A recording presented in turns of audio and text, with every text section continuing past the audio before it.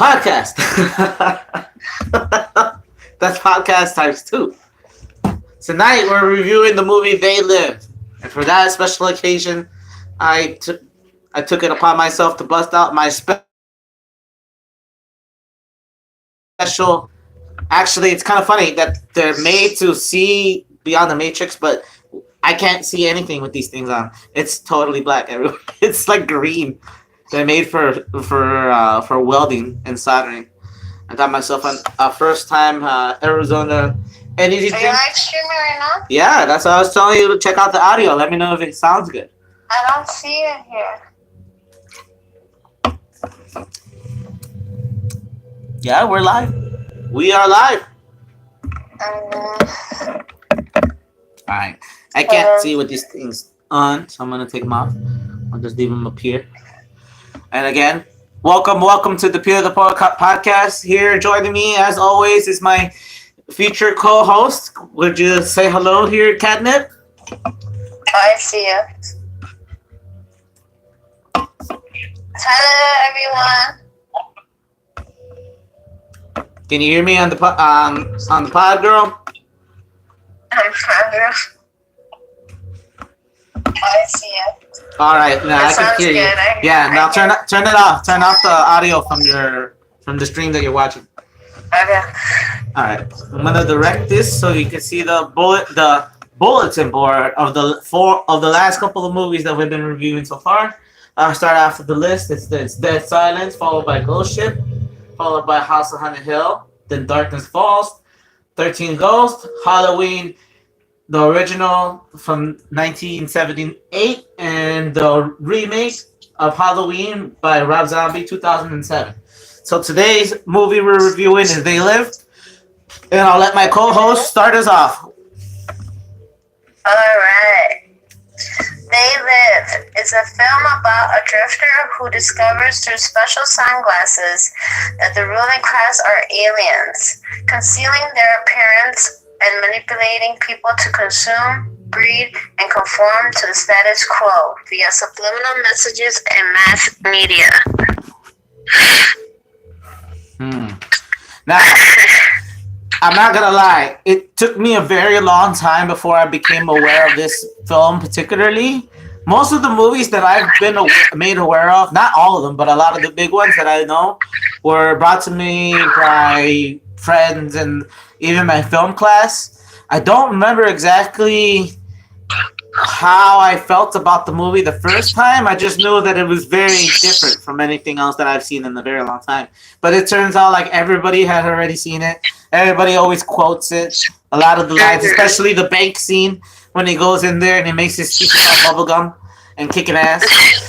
It's one of my favorite scenes in all of the movie. There's a lot of good ones though. There's a lot of good specific scenes that I don't feel like a lot of people use to, reference or quote. But the movie starts with John Nada, a drifter, and he's carrying all his belongings in his backpack, walking down like a railroad, right? Like literally he's like coming out of the nowhere. Like you have no idea who's this guy. He's just completely random. He's a drifter. He's a drifter. And he looks a little down on his luck. He's looking for work, and he goes into the city. He goes into the heart of the city almost. And with many homeless people and the general sense of economic depression. Yeah, I feel like that's the one thing that you feel the most is how everybody's so kind of sad and depressed because of but at the same time it's like media always in your face. Watch this, Hollywood, you know what I mean? But before he got to the people, he passes by a preacher, and the preacher warns him about the rich and the powerful trying to control humanity. So it's kind of like foreshadowing what's to come, you know? Mm-hmm. Yeah, he's like, there's like, I'm not sure if there was, I think it was in front of the church, right? There was a church. And the preacher was in front of the church, and he was giving like a soapbox sermon outside. I don't know if he was in front of the church that they were next to before. I think he was in a different location because he was like walking around. It makes sense that he was in front of the church a little bit because they don't technically ever show you the inside of the church until he goes in there, and it turns out that's where they're making these. You know what I mean? So I'm just like, all right, you know what I mean? That makes kind of sense because, or else you would hear maybe it would make more sense that he would be doing the sermon inside because why else have a church if you're not gonna use it? He just has it for background, you know.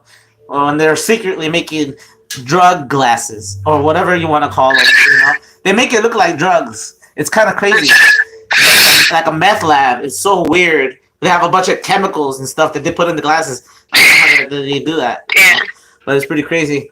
And then he says, "Our owners, they own us. Our owners." And then there's like they control us. They own us. And then there's that broadcast of that one smart guy who keeps breaking in through the TV and trying to wake people up and like saying that we are being controlled. And people are like, "Oh, my head hurts. Turn it off. Turn it off." But like for some reason, he does get a little annoyed at first, but after a while, he actually really likes. He wakes and wants those interruptions on the TV. You notice that a little bit, right? Yeah, he tries to watch them whenever he can. And it's those broadcasts. And then I think a little bit after that, he like sees like some people at the church acting a little suspicious, right? Or something. Mm-hmm. And that's when he goes into the church. Wait, first he meets Frank. After he meets the preacher, he's walking, and then he follows Frank, and Frank's like, "What are you doing?" Like, he's like, "Oh, I'm just following." He's like giving him a hard time, like, "I don't, fuck with people like that." And he just follows him. He's like, "Can I follow you?" I guess. And then he's so weird about it too. He's like, "Why didn't he just say hello?" But at the same time, I kind of get it. Like, you're still complete strangers. You know what I mean? Yeah. So he's still kind of nervous and like sad, I guess, like for him. This is how men make friends. So he follows him to a homeless shelter and they get some food. And then he starts talking to him about his wife and his kids in Detroit, Frank. And he said, "He who has the gold makes the rules," you know? He's trying to wake him up too, but in a different way, not like he believes in a real crazy ass conspiracy, but he's still aware, of what's going on. Well, that's Frank. Yeah, he has a right to feel that way, and I feel like he's just repeating what other people are saying around him. But it almost feels like he doesn't believe it. Like he got old school wisdom from somebody who was wiser than him, and he just took it with him. Probably. And it might sound a little crazy coming from me, but it almost sounds like he wants Nada to say something to make him feel better. Almost like he's like, "Please tell me that I'm wrong. Please tell me that this that I'm saying is what I'm saying is crazy and it makes no sense." And Nada's like, I don't think so. But Nada. He says, "I believe in America. I believe in the good of the people." So he's not really picking up what Frank is putting down. You feel me? He's almost like, I don't know. You know what I mean? All right, continue. So he explains life to Nada, and I don't know. Yeah, I was gonna say exactly what you said. That he said he believes in America. He believes in the people. That was his response to Frank. Yep, precisely. And then they meet the community leader, Gilbert. He says hi to them. The TV about the nails and stuff. They're like, "Oh, buy some nails," and it's like all brainwashing, like buy nails and just be dumb and stupid. Like it was a commercial. It was a commercial on the TV. Yeah, they were watching the commercial, which is and then the hacker. Nobody watches the TV like just to watch commercials, so it's kind of funny. Yeah. Then the hacker takes over the TV broadcast, alerting that humanity is their cattle, and that the only way to unfold the truth is to shut off their signal at its source, or something like that. He's trying to warn them. He's trying to wake them up through the TV. Yeah. And it gives people a headache for some reason. And then those people watching the broadcast were complaining about headaches, that they were waking up out the Matrix, so they started getting headaches and shit like that. And then I think it's during nighttime when after he had that conversation with Frank, he sees them acting a little weird in the church, right? That's when he goes in to check out what's going on in the church. And that's when he finds the sunglasses, right? No, not yet.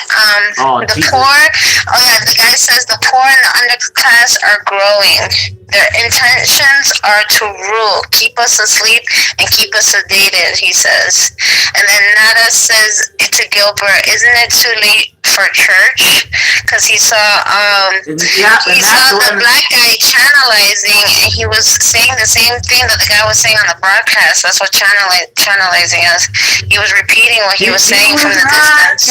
What he was doing is that the guy in the church and the scientist guy were both working for the same people.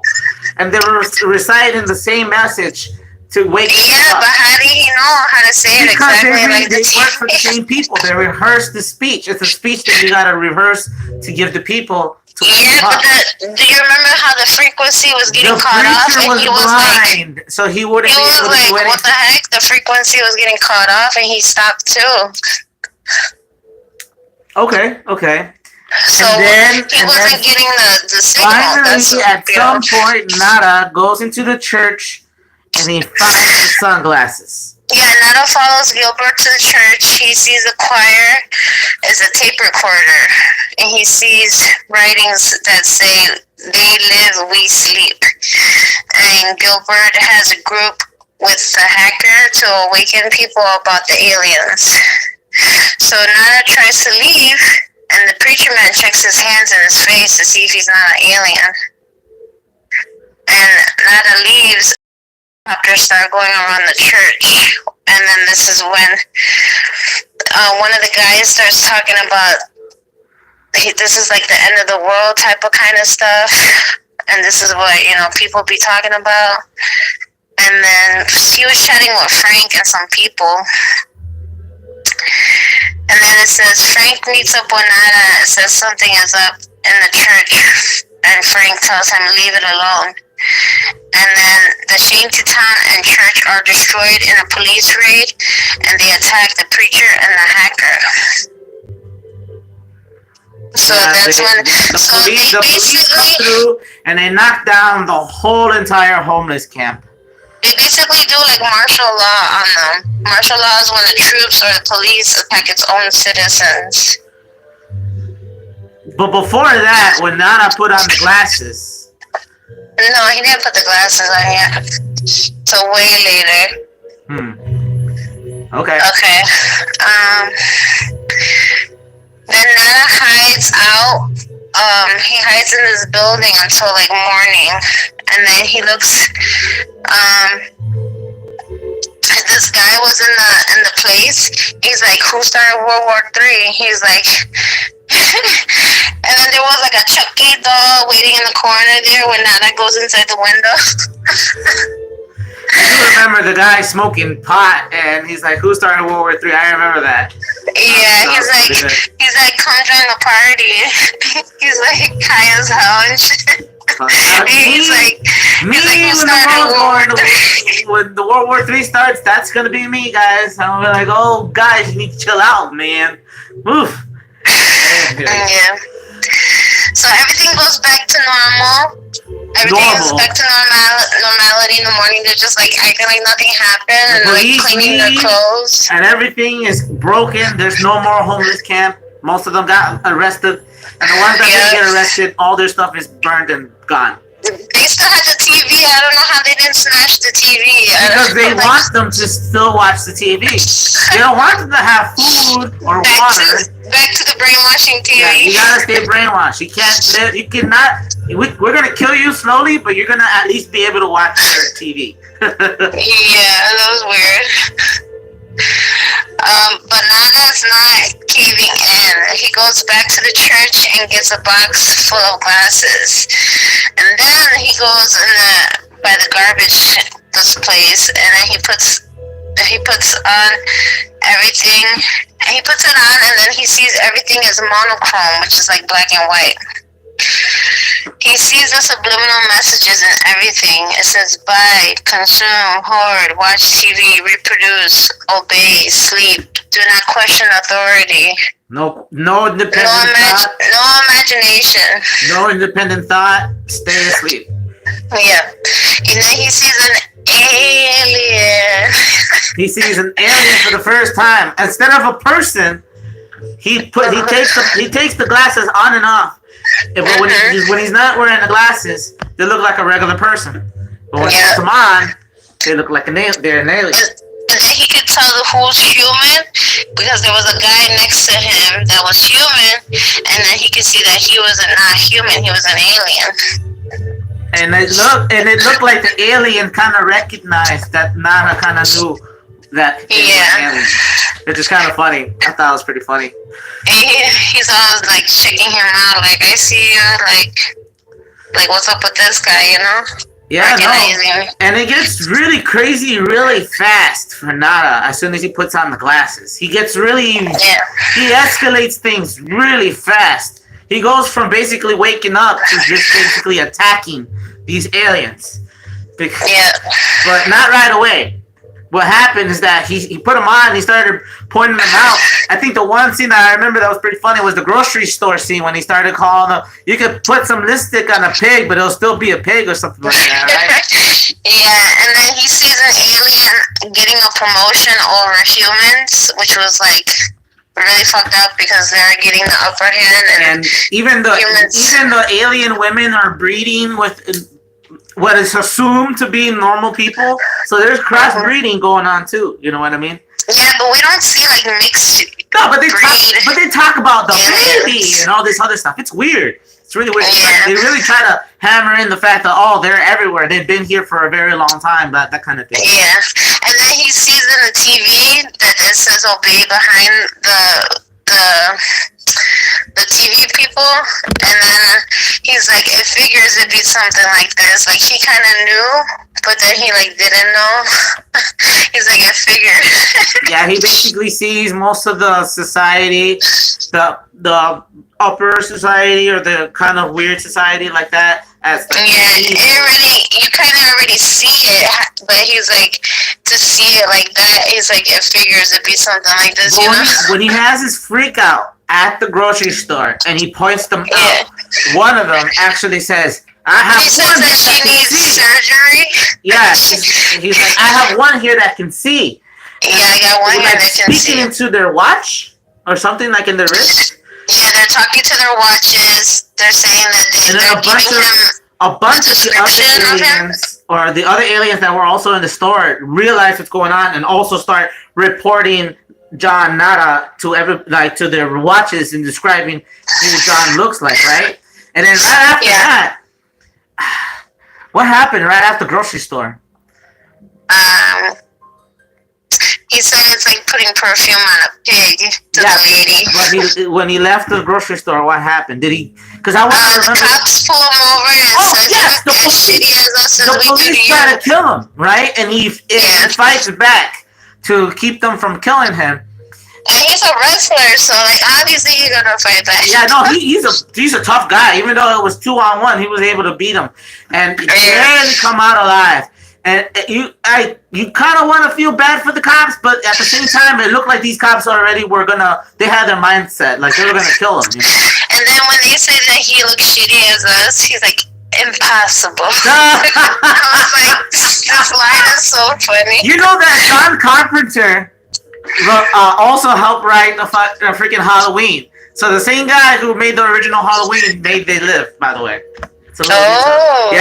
Crazy. And They Live was made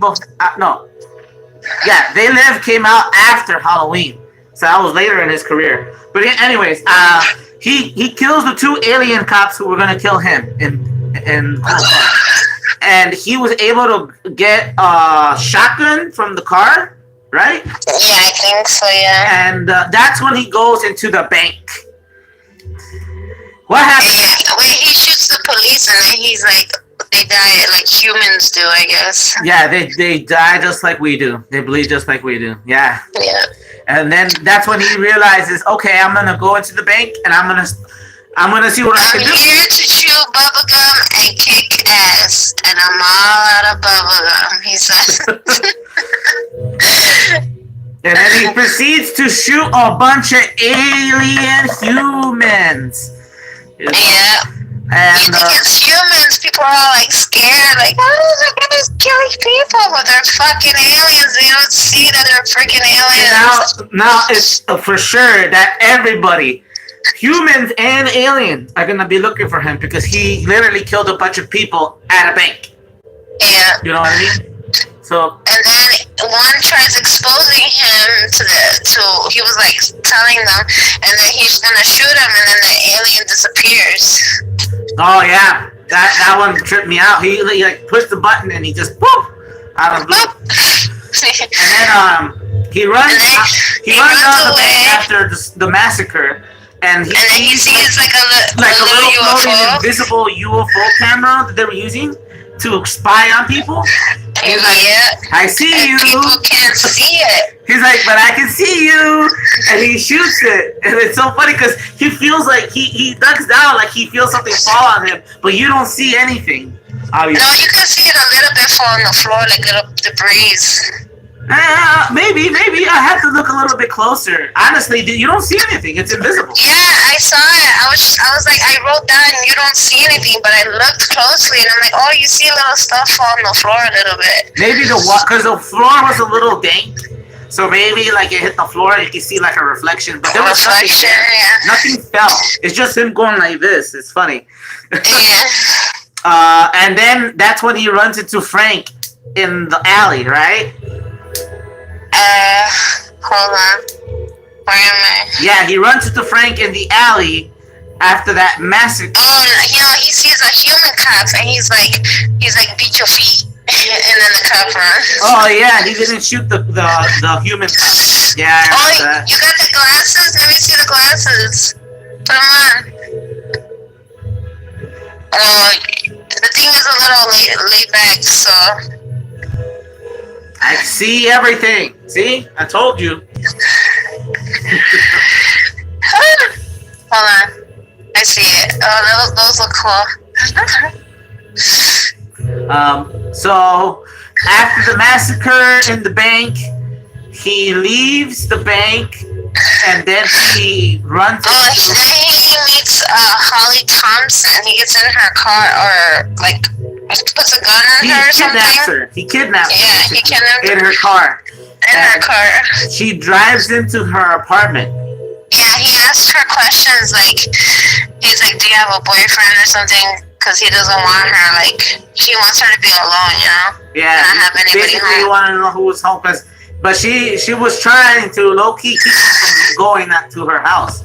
Yeah. But he was not going to take no for an answer. This man was he's like, don't fucking lie to me. Yeah, don't lie to me.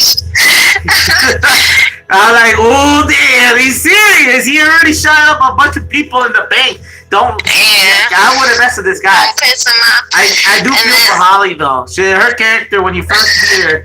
I hate her. She's a backstabbing puta. She freaking killed Frank, and then I felt so sad when he died. I felt his spirit saying no. Like, I don't know. I could just hear him like saying something before he died. The movie, girl, not real. Okay, just to let you know the spirits and whatnot. Just cut that. I hate Holly because she tries to act all innocent.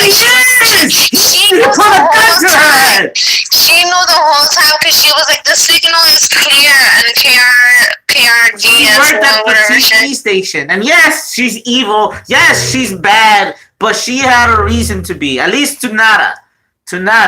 Not only being a bad she guy. could have took their side and be like, yes, to stop the aliens. I don't know. There's a lot of sides you could take. I'm not taking nobody's side. I take the side of the guy who puts the gun down. But I thought they were gonna be like, lovers and like romance. Nada was on a suicide mission. He was never gonna come out of that alive. They were gonna take him out even after he took out the signal. I guess, but I don't know. But whatever. She was trying to save the world in her own way. That's the important thing to remember. She wanted to keep people asleep. I didn't see it. wanted to keep people asleep so they wouldn't have to wake up and have to deal with the real life World War III. Not the made up one that we're fighting at that time in that movie. I guess. You know what I mean? Yeah. Because it happened regardless, but we're skipping ahead. He meets Holly, and they have an interesting little connection at her apartment. Yeah. But the minute that he turns her back on her, she hits him over the head with a bottle of wine and throws him out the window. And you think he would have died, right? But no, he rolls down a hill for like 5 minutes. 5 minutes, just rolling and rolling and rolling. No, it wasn't no 5 minutes. I know. But it felt like forever because he's falling from like the very top of this apartment. He's just rolling. Finally, he reaches down. Before she hit him, he tried telling her what was going on, and she thought he was crazy or like in control of her because he had a weapon. Maybe she already knew. It doesn't even matter. The point is that Nada was being really crazy. He couldn't try to calm down and try to speak more calmly, but he was just too much in his emotions. You know what I mean? To kind of bring himself down. But she smacks him with the bottle, throws him out the window. He rolls out, and he barely survives. He spends the night under a bridge. And she calls the police on him. Yeah. So they're looking for him. They're definitely looking for him. And then, finally, after all that garbage, he goes back to the spot, ironically, because I said garbage. He goes back to where he hit... No, yeah, you're right. No, he went back to the spot where he hid the glasses. He didn't go back to the job. He didn't go back to work. No, he went back to work to talk to Frank, and Frank says, "You crazy son of a bitch, how many people you killed?" And then he tells Nada to leave, and then Nada he tries to look for more glasses. Yeah, he recognized he's not going to believe me unless he's wearing the glasses too and see what I see. So he goes back to the spot where he hid the glasses in the garbage. And he goes in there, but he doesn't find anything. There's nothing anymore. It's only one. No, he sees that the garbage truck took it, so he has to go inside the garbage truck. Yeah, but he only finds one pair of glasses. Only one. He only has the one. But later they find two because I remember they both. He found an extra pair. He found another pair. So he had the original pair that he had. Plus the he didn't have the original. Holly had the original in her house. No, he had the original because they both had the glasses towards the very end of the movie. They both had. No, she had it in her house because when she called the cops, she looked on the floor and she could see that through the glass. So he's like, okay, I only have one pair of glasses, and I can't keep them for myself, but I need Frank to know what I see. So put on these glasses, and you'll see what I'm talking about. And then one of the greatest fights of all time in movies between two bros happens. This guy, Roddy Piper, he's already a wrestler in real life. So he has a lot of experience in choreographing fights. So when he does this fight with Frank, it is freaking hilarious. It goes on for a little bit longer than it should. And they're biting each other. Trying to kick each other in the balls. They're like, it's like a 30-minute battle. They're like, at one point, Frank picks up a piece of wood and almost hits. Oh no, John picks up a piece of wood. John picks up, and he swings at Frank. He's like, "Oh shit, I'm sorry." He broke his car. He breaks his car. Oh, it's so funny.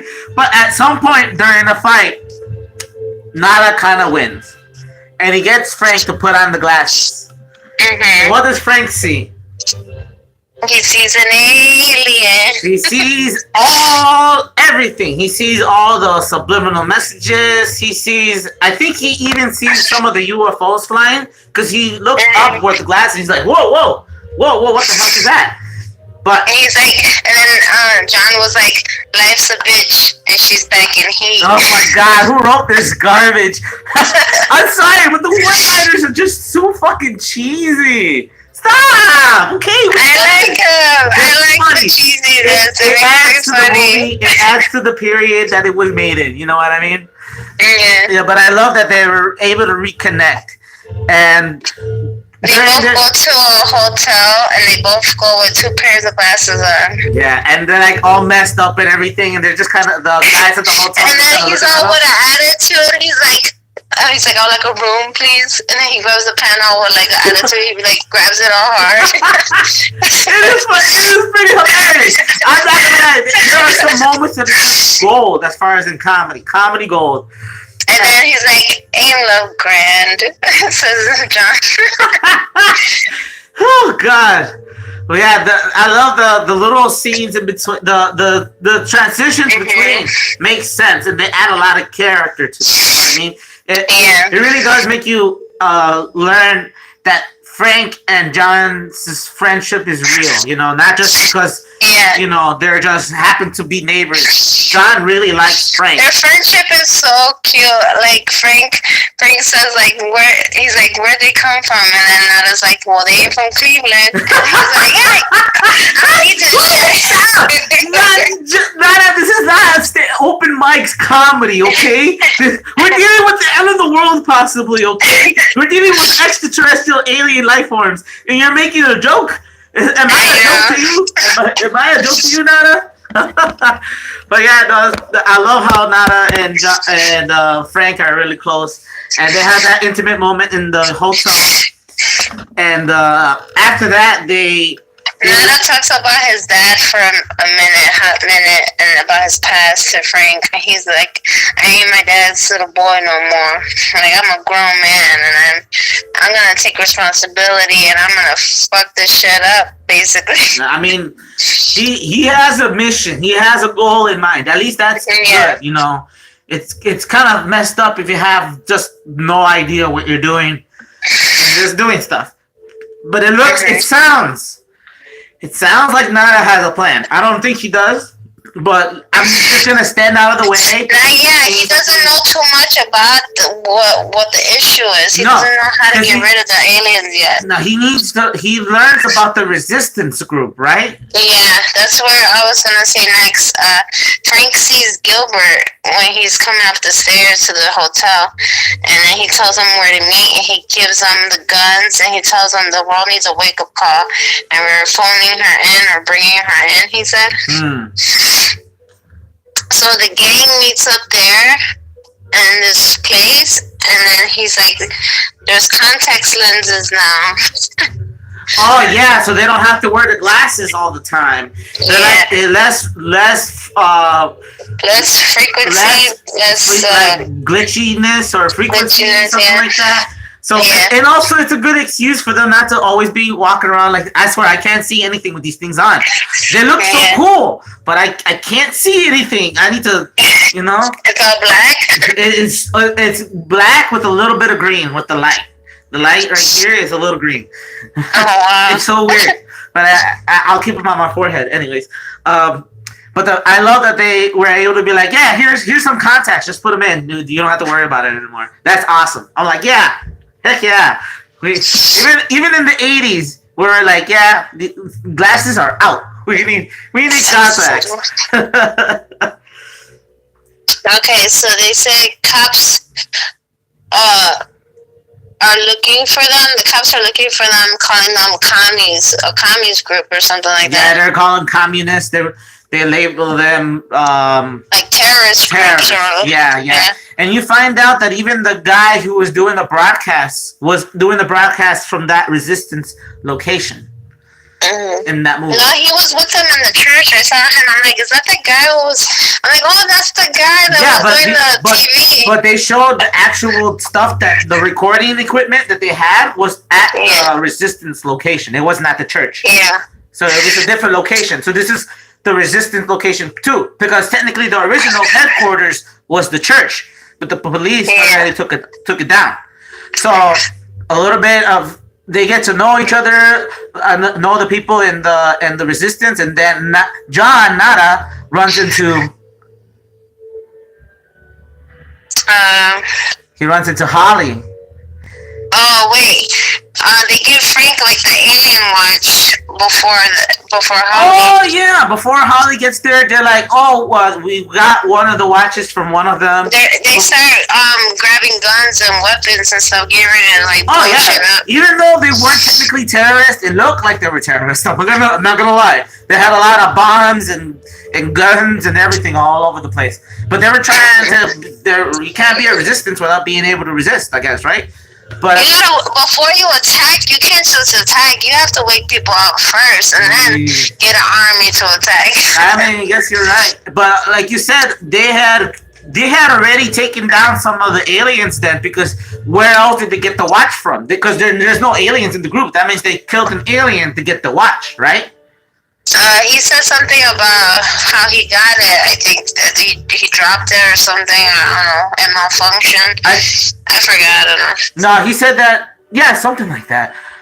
Oh, I can't remember too well, but I do remember that that's when he got the watch, and then Nada put it away because he wasn't able to figure out exactly how to make it work, and that's when he ran into Holly, right? Yeah, and then Holly says that the KRDA is clean. The signal's coming from somewhere else. Yeah, she covers She's up. lying. She covers up because she works at the cable place. She works at channel 54. Yeah. She probably knows that there's no way that they could win. And you gotta remember, Nada has been wearing the glasses and the contacts. He knows that she's a human, so she's doing this even though she's a human, not an alien. Yeah. Okay, so she's technically portraying her own kind, technically, but not really, because I don't know. You gotta work with. She might be trying to save them, like just like leave it alone. Maybe mingle with the aliens, be peaceful with them. Yeah, it gets complicated at the end. They make their arguments. She makes her arguments, which I kind of a little bit agree with. But I just don't like how she killed Frank, man. Oh yeah, she did Frank pretty freaking bogus. But anyways, Holly shows up. She basically says that you don't have to worry about the channel, the news station, for the main signal that's covering up the aliens so they can look like humans. Apparently, the signal is what keeps people brainwashed so they can't see the aliens for what they really are. So their plan was always to take out signal. So there was a shootout in the location. The police come and they raid the place. They start, and they're not only raid where you just arrest people. No, they were there to kill everybody there. They start just shooting people everywhere. Everybody starts getting shot. But Nada and Frank were not gonna go down without a fight. So they go out and they start fighting their way to an alley where they're basically cornered by all these aliens. They're like, "Dang, we're not gonna make it. It looks like we're not gonna make it." And then for some reason, I think Nada dropped the watch. No, Frank threw it. Frank pulled out the watch. He's like, "This stupid thing," and he just threw it, and it turned on. And when it turned on, there was a hole in the ground, and they're like, "Well, it's better than dealing with what's up here. Let's go." Let's go. Then they're like, "Oh, we got 8 seconds to get up in there." Oh God! And then some of the most riveting, like I feel like if you don't have any idea of what the world is, if you watch this movie, you probably would assume this is what's really happening because it feels so real, but it's not. This is all just a movie, okay?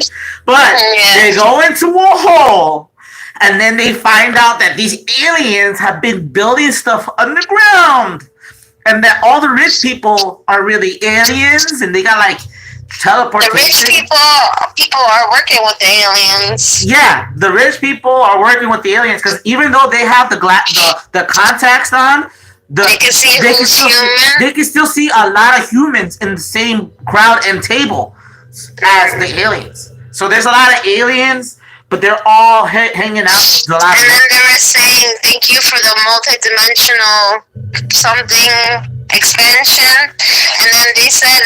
Then when the guy gave him a tour, he showed them that they were having like the space shuttle thing to Andromeda. The guy that was giving them the tour happened to be one of the homeless people that was hanging out with them at the camp. You notice that? but he wasn't homeless. He wasn't really homeless. Oh, that was the same guy? Yeah, that was the same guy. The guy who's like, I hate these goddamn signals. That same guy was the dude at the very end trying to show them around wearing the business suit and smoking that cigar. Yeah, so he sold out. He sold out all those people. He was spying on them from the very beginning.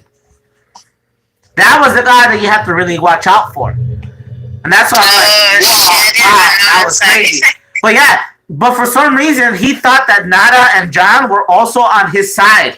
Because when he saw them down there, he's like, oh, they must have turned on the humans too. So they must be on my team. You know what I mean? Yeah. It's funny because I guess he didn't see the guns. You know what I mean? Because they had guns already at that time. You know what I mean? Yeah. So the new rich guy who used to be the hobo is showing them around, giving them a tour, showing them their special alien technology that they use to brainwash people. They use to teleport from planet to planet or something like that. They can teleport. They have special teleportation. All this crazy advanced alien technology. And the news station was inside of the place where they were doing the signal, just like they had assumed. So Holly was lying. And he still believed her ass was looking for her ass. Yeah. No, he didn't even know that she was there. He just, he did. He remembered that she worked there. But it was after. He was looking for her to save her. But once they made it to the very heart, the very actual news part of the station, that's when they started their shootout again. They're like, all right, I guess it's time to light it up. You know what I mean?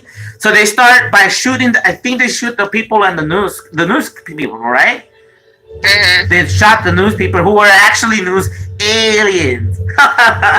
This is crazy because I say people and then I say aliens.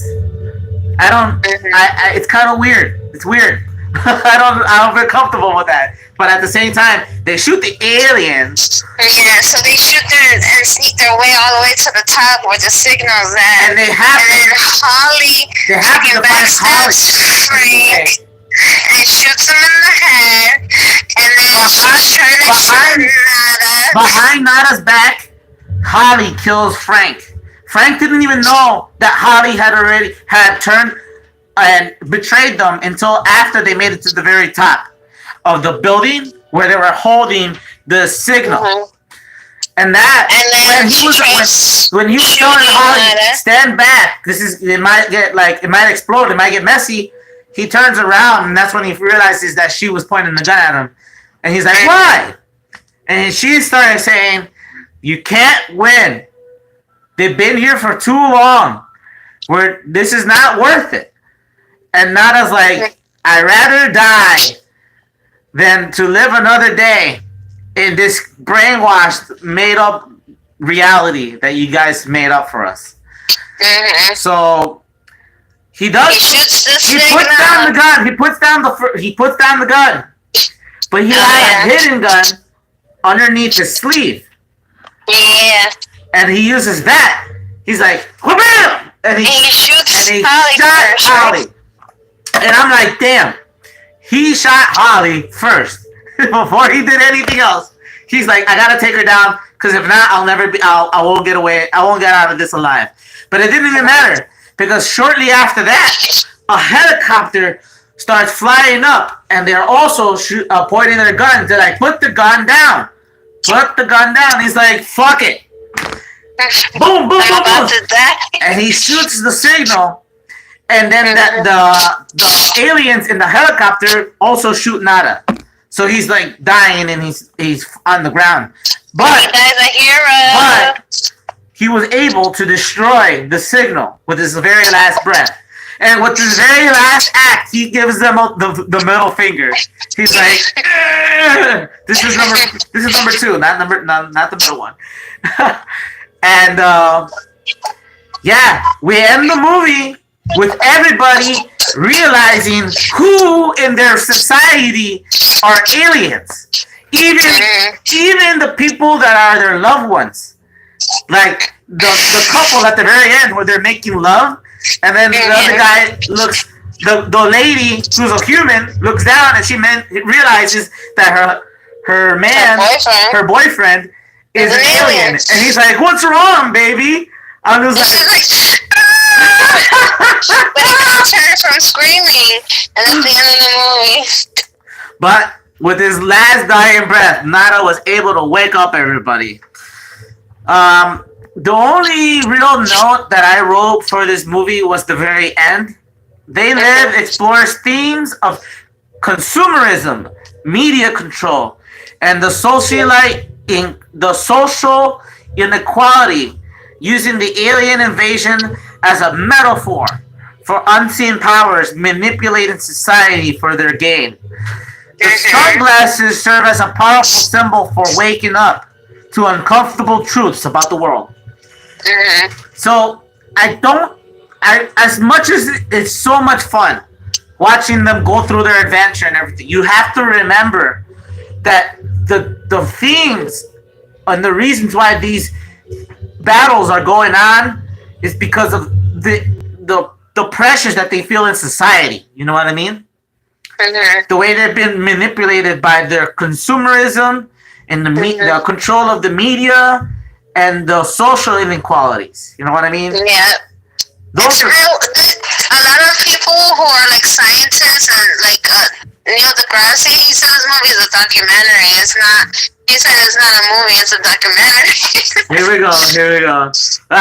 I will lend some truth to that though. I would definitely look at it. I do look at it now more as a way of making a statement through film than I did back then, where I was just like, this movie's so awesome. I love the part where they start fighting each other and he chews bubblegum. You know what I mean? It's more than that.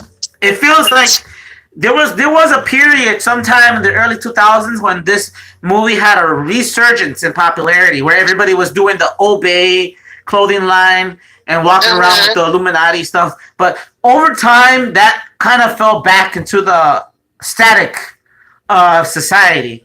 But I feel like if you still if you bring this movie up to people nowadays, it's a way of getting them kind of introduced to the idea of something bigger in society than just, I don't know, whatever's going on in their lives. You know what I mean?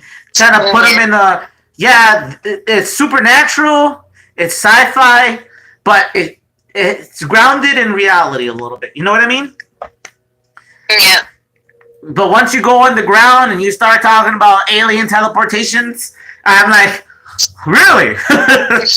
I've been trying to go to the moon for a very long time for a vacation. Now, come on, guys. Like holding out all this technology for why? Share with everybody at this point. It's real. You don't have to tell us you're aliens. Just tell us that you have the technology already. Oh, yeah, Catnip, you got it. You know exactly what I'm saying, Catnip. You know exactly what I'm saying. Because wouldn't it be so much easier just to be able to just go to work by just pushing a button? I'm so tired of taking the freaking train and the bus every day. You know what I mean? It's because they want money. They want money. They don't want us learning about alien technology. I guess. But, I mean, we're already inventing very high-tech, sophisticated stuff even today. We have robots. We have AI. I feel like we're almost there. I mean, when the aliens get here, they'll be like, oh, the only thing that you're missing is super spaghetti. Or something, it's spaghetti that gives you superpowers, and it's the best spaghetti in the universe. It makes you invisible. You know what I mean? Yeah. It makes you into a human. I'm just joking. Because that's the only way you can explain the human race by the spaghetti theory, I just riffing.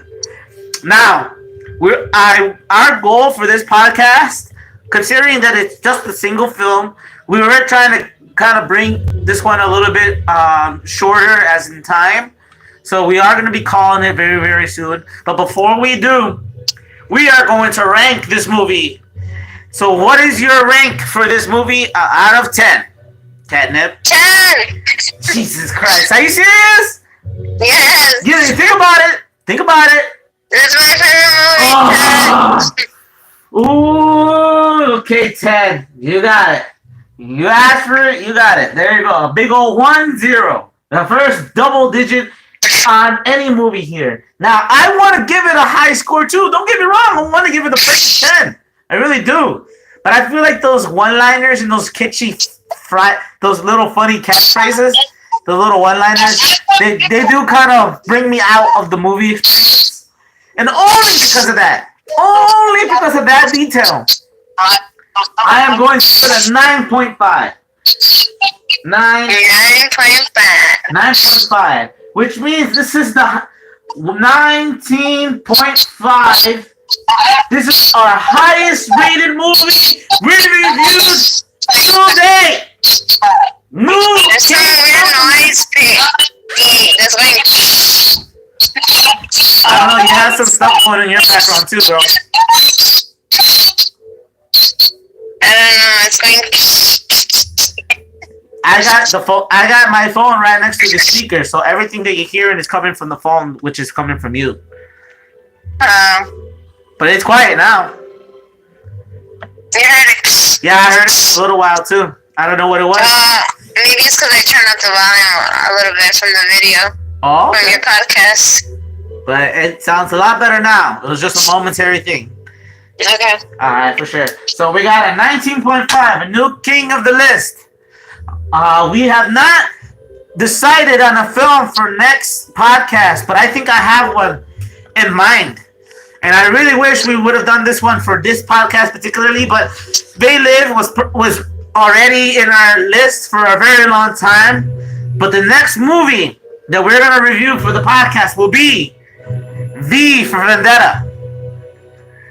Oh, okay. Yeah, remember, the 5th of November. Oh, yeah. Yeah, I can't forget it.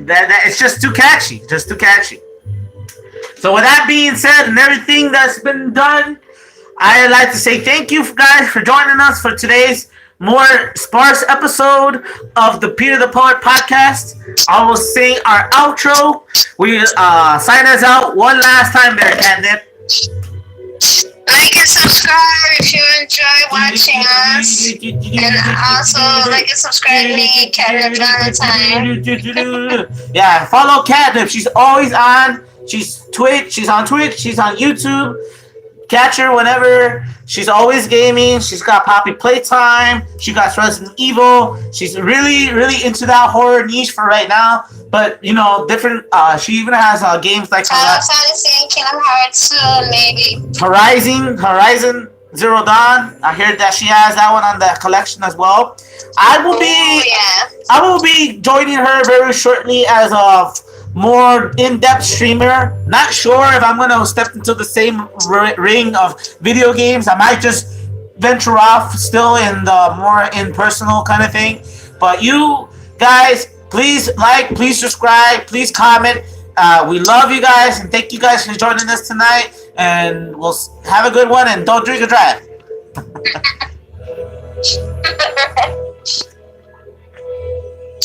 All right.